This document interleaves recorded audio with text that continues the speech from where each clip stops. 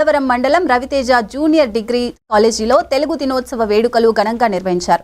కార్యక్రమంలో వివిధ ప్రాంతాల నుంచి వచ్చిన కళాకారులు వారి యొక్క కవితలను వినిపించి తెలుగు యొక్క ఔన్నత్యాన్ని చాటుకున్నారు.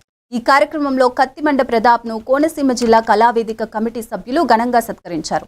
అనంతరం కత్తిమండ ప్రతాప్ చేతుల మీదుగా కళాకారులందరినీ అభినందించి సత్కరించారు.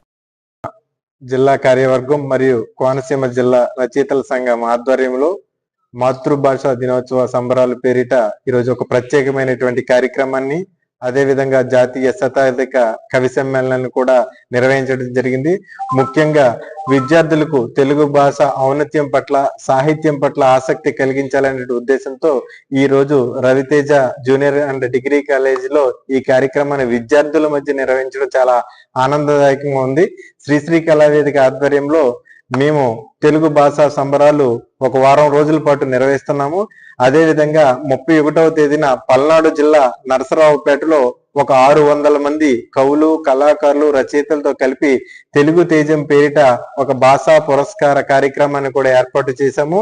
మేము నిరంతర సాహిత్య సేవలో, సాంస్కృతిక సేవలో కూడా ఈ తెలుగు భాష, తెలుగు సంస్కృతి, తెలుగు సంప్రదాయాల పరిరక్షణ కోసం నిరంతరం కృషి చేస్తామని ఈ సందర్భంగా తెలియజేసుకుంటూ, పాలన, బోధన, జనజీవన రంగాల్లో తెలుగుని అమలుపరచాలి.